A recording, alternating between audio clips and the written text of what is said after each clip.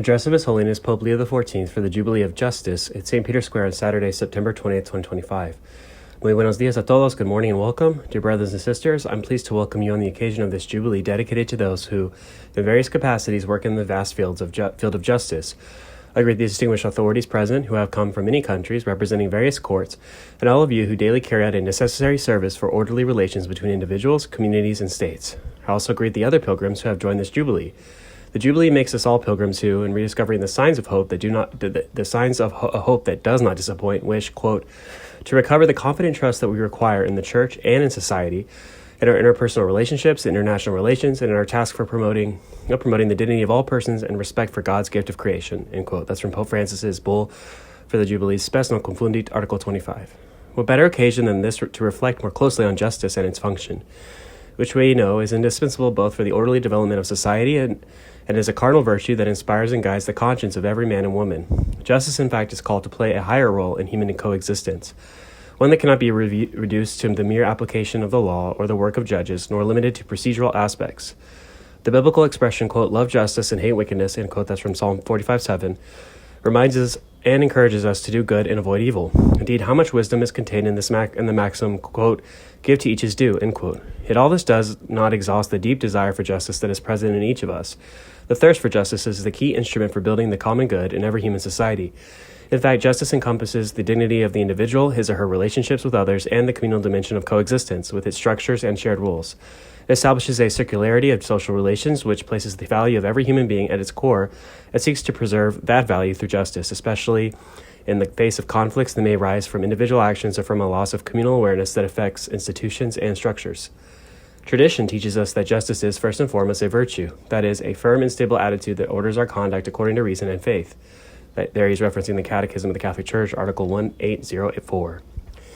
The virtue of justice in particular consists in the, quote, constant and firm will to give their due to God and neighbor, end quote. That's from the same area from the Catechism as well, but Article 1807. In this perspective, for the believer, justice calls us to, quote, to respect the rights of each and to establish in human relationships the harmony that promotes equity with regard to persons and to the common good, end quote. And that's from the same place.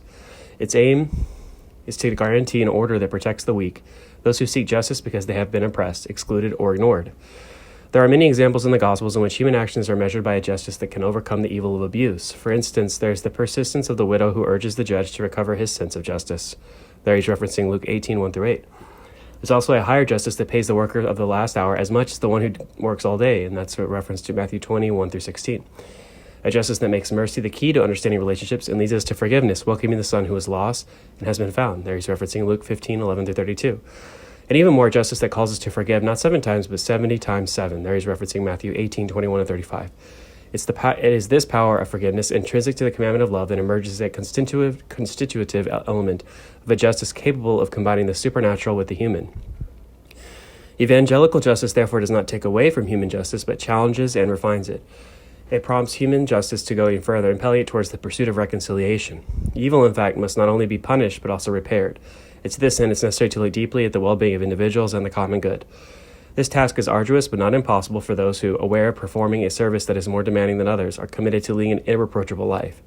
As we know, justice comes concrete when it reaches out to others, when each person is given their due until equality and dignity and opportunity among human beings is achieved. However, we're aware that effective equality is not the same as a formal equality before the law. While formal equality is an indispensable condition for the proper exercise of justice, it does not eliminate the reality of growing discrimination, the primary effect of which is precisely the lack of access to justice.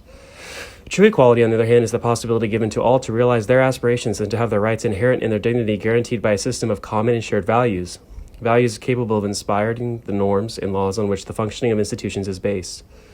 Today, what compels those involved in the administration of justice is precisely the search for or recovery of the values that have been forgotten in our shared life together, as well as their care and respect.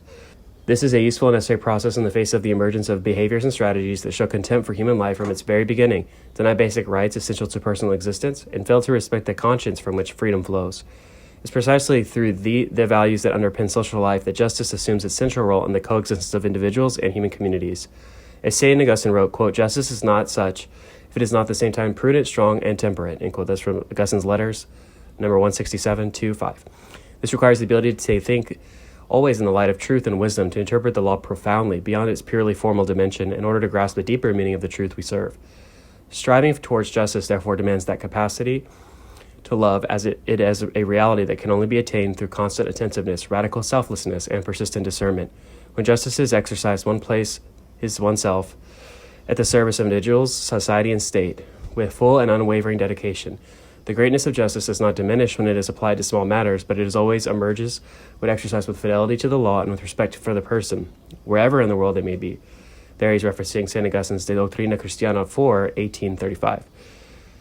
Quote, "Blessed are those who hunger and thirst for righteousness, for they shall be satisfied," end quote. That's from Matthew 5:6. With this beatitude, the Lord Jesus expresses the spiritual tension to which we must be open, not only to obtain true justice, but of all to seek it, especially on the part of those called to accomplish it in different historical circumstances. To, quote, "hunger and thirst," end quote, for justice means recognizing that it demands personal effort to interpret the law in the most humane way possible. But of all, it calls for striving towards a satisfaction, then it can only be attained in a greater justice that transcends particular situations. Dear friends, the Jubilee invites us to reflect also on an aspect of justice that's often overlooked. The reality of so many countries and peoples who, quote, "hunger and thirst for justice," end quote, because their living conditions are so inequitable and inhumane as to be unacceptable. To the current international landscape, therefore, should be applied the following ever-valid pronouncements. Quote, "Without justice, the state cannot be administered. It's impossible to have a law and a state where there is no true justice. An act performed according to the law is certainly performed according to justice. It's impossible for an act to be truly lawful if it's carried out against justice. A state without justice is not a state. Justice is, in fact, the virtue that gives to each person what is due to them. Therefore, it is not true justice that separates humanity from the true God." End quote. That's from St. Augustine's City of God, Book 19, Chapter 21, 1.